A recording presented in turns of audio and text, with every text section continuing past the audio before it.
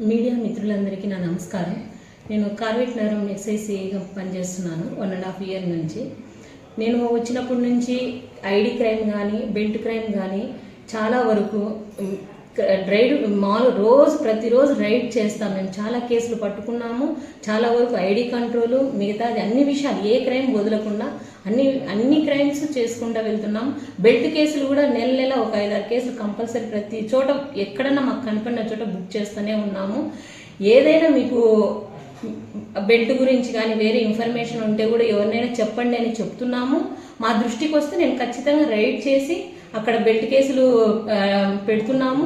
అలాగే ఈ ఉదయం నుంచి ఒకటి మీడియాలో వైరల్ అవుతుంది, ఒకటి మా గురించి ఎక్సైజ్ డిపార్ట్మెంట్, అందులో కార్వేట్ నగరం ఎక్సైజ్ సిఐఎస్ఐ గురించి.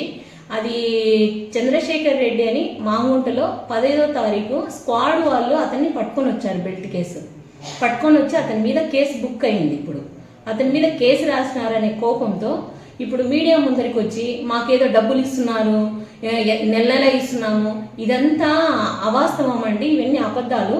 ఇవన్నీ ఏవైనా అలాంటివి లేవు. మేము కార్వేట్ నగరం ఎక్సైజ్ స్టేషన్ పరిధిలో మేము అలో చేస్తలేము. అలాంటివి కూడా మా దగ్గర లేవు. ఏదైనా ఉంటే ధైర్యంగా కేసు రాయడమా, లేకుంటే మా దృష్టికి ఏదైనా వస్తే కంప్లైంట్ చెక్ చేసుకోవడమా. అప్పుడు ఆ టైంలో దొరికిందంటే కేసు ఖచ్చితంగా బుక్ చేస్తున్నామండి, అందులో డౌట్ లేదు.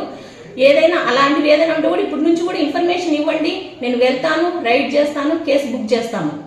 మీరు ఇట్లా ఏదేదో మీడియా ముందర వేరే వాళ్ళు ఒకటి కోసమో మమ్మల్ని స్వార్థంగా యూజ్ చేసుకోవడం, డిపార్ట్మెంట్నే ఇన్ని బెల్ట్ ఉన్నాయి 200-300 నిరూపించండి. నేను వస్తాను రైడ్కి, నాతో పాటు మీరు కూడా రండి, వచ్చి అక్కడికి వచ్చి రైడ్ చేద్దాము.